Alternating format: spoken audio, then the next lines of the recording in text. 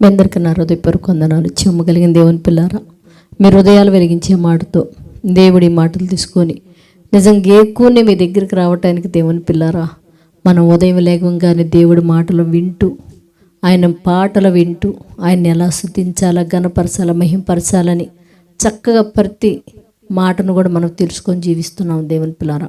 ఈరోజు మనం ఒక చక్కటి మాటను మనం ధ్యానం చేసుకుందాం దేవుని పిల్లారా.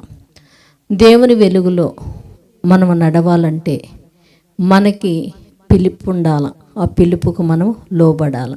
ఒకసారి ఇవాళ మనం దేవుని వెలుగులో ఎలా నడుద్దామనేది మనం నేర్చుకుందాం. వాక్యం ద్వారా దేవుని పిల్లరా నేర్చుకుని దాని ప్రకారం జీవిద్దాం. ప్రార్థన చేసుకుందాం. పరిశుద్ధుడా, చెమ్మగలిగిన మా పరలోకపు తండ్రి, నైనా నీ కృప కలిగిన నామానికి వందనాలు తండ్రి. నీ వెలుగులో మేము నడవాలనుకుంటున్నాము నాయన. నీ వెలుగులో నడుచుకుంటూ నిత్య జీవానికి చేరాలని ఒక ఆశ మేము కలిగి ఉన్నాం కనుక తండ్రి, దానిని గురించి ఈరోజు మేము ధ్యానించుకోబోతుండగా వినగలిగే చెవి, గ్రహించగలిగే హృదయం ఏమని అడుగుతూ, మా కుటుంబాల అవసరాలు అక్కర్లన్నీ తీరిపోయి మంచి ఆరోగ్యముతో తండ్రి నీ వాక్యాన్ని గైకొని నీ వెలుగులో నడిచే భాగ్యం మాకేమని అడుగుతూ, ఎంతమంది అయితే ఈ మాటలు సబ్స్క్రైబ్ చేసుకొని ప్రతిదినం మానకు చూస్తున్నారు, వారిని వారి కుటుంబాలు మీరు ఆశీర్వదించండి. వారి జీవితాల్లో చేసిన ప్రతి మేలుకు ఉపకారణకు నీకు వందనాలు చెల్లించుకుంటూ, బిడ్డలు లైవ్ చూసిన పొరల వారిని వారి కుటుంబాలు మీరు ఆశీర్వదించి సమృద్ధించి నీ కృపలో భద్రపరిచి మహిమ పొందమని మా రక్షకుడు నీ కుమారుడిన యేసయ్య పరిశుద్ధ నామములో ప్రార్థన అడుగుతున్నాం తండ్రి, ఆమేన్.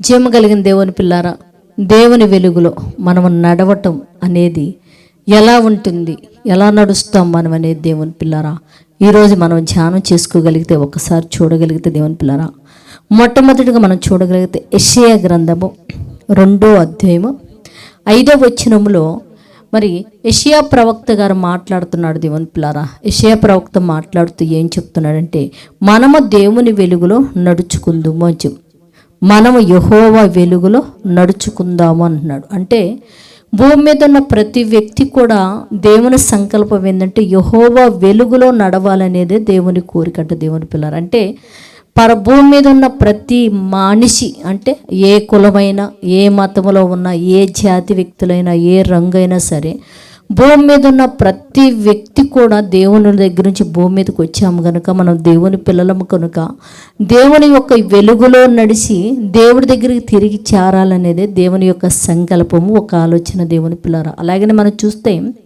తండ్రికి 4 పిల్లలు ఉంటారు దేవుని పిల్లరా. ఆ 4 పిల్లలు కూడా మంచి మార్గంలో నడుస్తూ తండ్రికి పేరు తెచ్చేవారిగా ఉండాలా, నా బిడ్డలు మంచి అభివృద్ధిలో ఉండాలని ఒక తండ్రి ఎలాగైతే కోరుకుంటారో, ఒక తల్లి ఎలాగైతే కోరుకుంటుందో దేవుని పిల్ల, పరలోకమందున దేవుడు కూడా ఏం కోరుకుంటున్నాడంటే దేవుని వెలుగులో మీరు నడవాల. ప్రవక్త ఏం చెప్తున్నాడంటే యెహోవా వెలుగులో మనందరం కూడా నడుచుకోవాలని చెప్పేసి ప్రవక్త చక్కగా దేవుని మాటలో మనకి తెలియచేస్తున్నాడు. దేవుడి కోరిక ఏంటంటే, ఇష్టం ఏంటంటే భూమి మీద ఉన్న మనందరం కూడా ఆయన వెలుగులో నడుచుకుందాం అన్నాడు. మరి ఆయన వెలుగులో మనం నడవాలంటే దేవుని పిల్లారా, ఆయన ఎవరో మనకు తెలియాలిగా, ఆయన స్వరము మనం విని ఉండాలిగా దేవుని పిల్లారా, ఆయన కేక మనకు తెలియాలిగా దేవుని పిల్లారా. ఎవరో ఆయన అనేది మనం చూడగలిగితే దేవుని పిల్లారా, ఒక్కసారి మొదటి పేతురు పత్రిక దేవుని పిల్లలు ఒకసారి మనం చూడగలిగితే, మొదటి పేతురు పత్రిక కానీ మనం ధ్యానం చేసుకోగలిగితే అక్కడ ఒక చక్కటి మాట ఉండదు. మొదటి పేతురు పత్రిక 2వ అధ్యాయము 9వ వచనంలో రాయబడిన మాట. మొదటి పేతురు పత్రిక 2వ అధ్యాయం 9వ వచనంలో ఏముంటుందంటే దేవుని పిల్లరా, అయితే మీరు చీకటిలో ఉండి, అంటే దేవుని వెలుగు మన మీద ప్రకాశింపనప్పుడు, దేవుని స్వరము మనకు విననప్పుడు దేవుని పిల్లరా, దేవుడు మనల్ని పిలుస్తున్నాడు. ఏమని పిలుస్తున్నారంటే, అయితే మనం ఏడున్నామంట, చీకటిలో ఉన్నామంట, చీకటిలో సంచరిస్తున్నాం, చీకటిలో బ్రతికేస్తున్నాం. చీకటిలో బ్రతుకుతున్న మానవ జాతినంట దేవుడు పిలుస్తున్నాడు. ఏమన్నా తెలుసా? అసలు ఎందుకు పిలుస్తున్నాడో తెలుసా?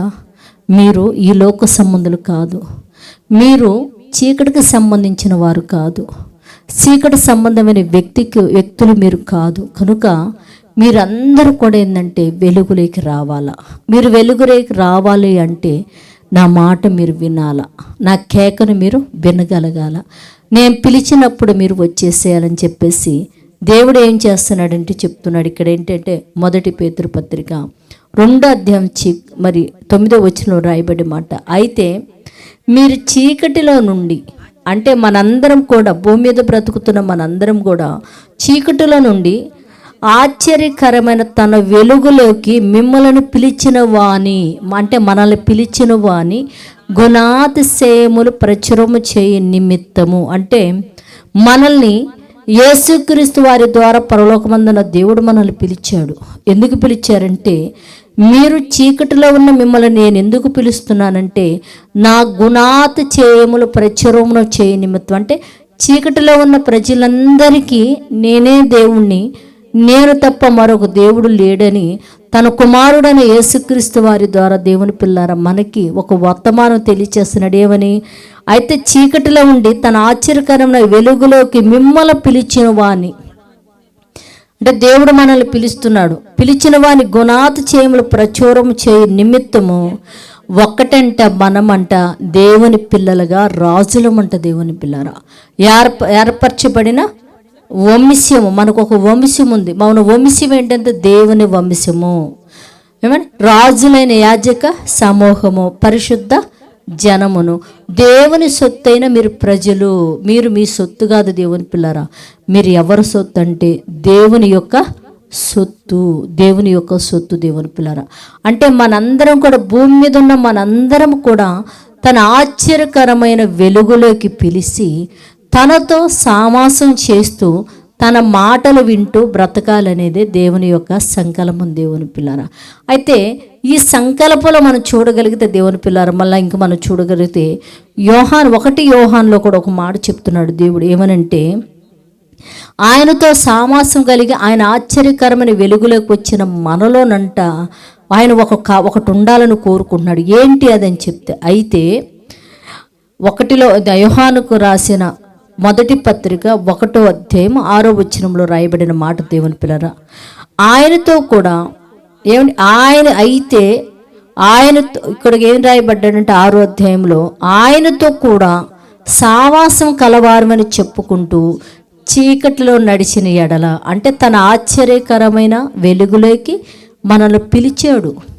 పిలిచినప్పుడు ఆయన దగ్గరికి వచ్చి మనం నిలబడి మనం చీకటిలో నడుస్తూ ఆయనతో సావాసం గలవారమని చెప్పుకుంటేనంట ఏముంటుందంట, అయితే సావాసం గలవారమని చెప్పుకుంటే చీకట్లో, అంటే సావాసం గలవారమని చెప్పుకుంటూ చీకట్లో నడిచిన ఎడల మనం అబద్ధాలు ఆడుతున్నాము, సత్యమును జరిగించకుందుము అన్నాడు. అంటే సావాసం గలవారమని చెప్పుకుంటూ చీకటిలో కానీ నువ్వు నడిస్తే నువ్వు అబద్ధం ఆడుతున్నావు, సత్యం అనేది నువ్వు జరిగించట్లేదు. అంటే అబద్ధం ఆడి సత్యము జరిగించకపోతే చాలా ప్రమాదంలోకి వెళ్తారు మీరు, జాగ్రత్త. అంటే నిజంగా అలా సావాసం చేస్తూ ఏమండి ఆయన మాటల ప్రకారం బ్రతక్క ఆయనతో సావాసం కానీ చేయకుండా అబద్ధాలు ఆడితే అది ఎంత ప్రమాదకరమైన పరిస్థితి మనం చూడగలిగితే దేవుని పిల్లరా, ఒక వ్యక్తి మనకు కనపడతాడు దేవుని పిల్లరా. ఎవరు అంటే అతను లూకాసు వార్తలో ఒక వ్యక్తి మనకు కనపడతాడు. ఒకసారి ఆయన చూసుకుందాం. మనం లూకాసు వార్త 22వ అధ్యాయము 3వ వచనం అండి. 22వ అధ్యాయం 3వ వచనం, లూకాసు వార్తలో 22వ అధ్యాయం 3వ వచనంలో కనపడతాడు ఈ వ్యక్తి. ఏమంటే 22వ అధ్యాయం 3వ వచనంలో, అంతటా 12 మంది శిష్యుల సంఖ్యలో చేరిన ఇస్కారియోతు యూదా అనబడిన యూదాలో సాతాను ప్రవేశించను. అంటే 12 మంది శిష్యులు యేసుక్రీస్తు వారు ఏర్పరచుకుంటానంట. ఈ 12 మంది శిశువులైనంట ఇస్కారియోతు యూదా అనే అతనుల హృదయంలోనంట సాతాను ప్రవేశించిందంట. దేవుని పిల్లరా, సాతాను ప్రవేశించి యేసుక్రీస్తు వారు చెప్పిన మాటలు ఏ కూడా ఆయన హృదయంలోకి వెళ్ళకుండా ఎంతసేపటికి యేసుక్రీస్తును అమ్మేసేయాలా, యేసుక్రీస్తు వారి మీద నేను లాభం సంపాదించుకోవాలా, యేసుక్రీస్తు వారి మీద నేను లాభం సంపాదించుకొని సమకూర్చుకొని దాచుకోవాలనే ఒక ఆలోచనతో దేవుని పిల్లారా యోధా గారు చీకటి సంబంధమైన వ్యక్తులతో సామాసం చేస్తూ చీకటి సంబంధమైన వ్యక్తులతో పరిచయం కలిగిన బ్రతుకుతున్న యోధా గారికి దేవుని పిల్లారా చివరికి ఆయనకు దొరికింది ఏంటంటే, అంటే సత్యము జరిగించక ఉండేది ఎవరితో? యేసుక్రీస్తు వారితో. అంటే యేసుక్రీస్తు వారితో ఒక అన్యోన్యమైన సావాసం కలిగిన వాడి అయ్యి నడుచుకుంటున్నాను అనుకుంటూను అతను చీకటిలో నడుస్తూ దేవుని పిల్లారా మరి యేసయ్యకి వేరుగా ఉండటం వలన చివరికి తన ప్రాణాలే కోల్పోవాల్సి వచ్చింది. కారణం ఏంది? వెలుగులో నడుస్తున్నానని అనుకుంటూ సత్యమును జరిగించకపోయే తలికి అతడు చీకటిలోనే ఉన్నాడు గనుక అతనిలో ఏమి ప్రవేశించిందంటే అపవాది ప్రవేశించింది. అపవాది ప్రవేశించి సత్యమును జరిగించకుండా చివరికి తన ప్రాణాలు తను తీసుకునే విధంగా యోధా గారిని ప్రేరేపించి మరణానికి దేవుని పిల్లారా పంపించడం అనేది, అంటే నరకానికి పంపించడం అనేది మనం చూస్తాం దేవుని పిల్లారా. మరి సత్యం జరిగించేవాడు ఎలా ఉంటాడు? ఒకసారి మనం చూడగలిగితే దేవుని పిల్లరా, ఈ 12 మంది శిష్యుల్లోనే ఒక వ్యక్తిని యేసుక్రీస్తు వారు అడుగుతున్నాడు. మత్తయి సువార్త 16వ అధ్యాయము 15వ వచనంలో మనం చూడగలిగితే, అందుకు ఆయన మీరైతే నన్ను గురించి ఏం మాట్లాడుకుంటున్నారయ్యా అన్నాడు. ఏమండి, అసలు ఇంతకీ 12 మంది శిష్యుల్లో ఎవరున్నారు? యోధా గారి తర్వాత మళ్ళా పేతురు, వీళ్ళంతా 11 మంది ఉన్నారు. 12 మందిని పిలిచి 12 మందిలో వారిని నమ్మి అసలు ఇక్కడ ఈ ప్రాంతం వాళ్ళు ఏం చెప్పుకుంటున్నారయ్యా నన్ను గురించి అన్నాడు. ఒకళ్ళేమో చెప్తున్నారు ఇర్మియా అని, ఏమండి బాప్తిసమిచ్చి యోహానని ఇలా చెప్పుకుంటున్నారయ్యా అంటే, అయితే మీరేం చెప్తున్నారు చెప్పండి, మీరు ఏమనుకుంటున్నారు అంటే, అప్పుడు ఒక మాట చెప్తారు, నువ్వు సజీవుడైన దేవుని. అందుకు సీమోను పేతురు, నువ్వు సజీవుడగు దేవుని కుమారుడు వగు క్రీస్తు అని చెప్పాను. అంటే యూదా గారికి సాతాను ప్రవేశించి సత్యమును జరిగించకుండా, ఒక అన్యోన్యమైన సామాసం అనేది లేకుండా, ఇదిగో చీకటి సంబంధమైన వ్యక్తులతో సామాసం చేస్తూ దేవుని పిల్లారా తిరిగి అతని చేతులతో అతనే ఉరి పెట్టుకొని చచ్చిపోయి మరణానికి వెళ్ళిపోతే పేతురైతే ఏమంటున్నాడో తెలుసా? ఎవరేమనుకున్నా మాకైతే తెలియదు, కానీ నువ్వెవరివైతే సజీవుడివైన దేవుని కుమారుడువైన క్రీస్తు అని మేము నమ్ముతున్నాము అనగానే అప్పుడు యేసయ్య ఏమంటున్నాడంటే, అందుకు యేసు, సీమోను బర్యోదా, నువ్వు ధన్యుడివి, పరలోకమందున నా తండ్రి సంగతులు చెప్పాడే కానీ నీవు మాత్రం ఈ మాటలు చెప్పలేదు అని చెప్పిన తర్వాత దేవుని పిల్లారా, ఆ తర్వాత యేసయ్య మాటల ప్రకారం వాళ్ళు భూమి మీద బ్రతుకుతూ క్రీస్తు యొక్క మరణ పునరుత్థానములు ప్రకటించేవారిగా, ఒక పరిశుద్ధమైన జనముగా దేవుని పిల్లారా, రాజులైన యాజక సమూహముగా వారు దేవుని పని చేసినట్టు మనం చూడగలుగుతున్నాం.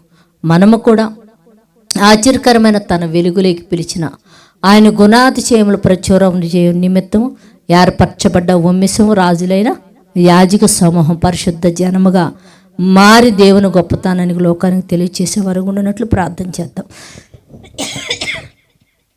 పరిశుద్ధుడా, జీవము కలిగిన మా పరలోకపు తండ్రి, నాయనాని కృప కలిగిన నా మానకన్న వందనాలయ్యా. ఈ మాటలు వింటున్న ప్రతి బిడ్డను మీరు ఆశీర్వదించి దీవించి నీ కృపలో భద్రపరిచి వారి కుటుంబాలను నెమ్మదిని అనుగురించి మహిమ పొందమని మా రక్షకుడు నీ కుమారుడైన యేసయ్య పరిశుద్ధ నామములో ప్రార్థన అడుగుతున్నాం తండ్రి, ఆమేన్. మీ అందరికీ నా వందనాలు.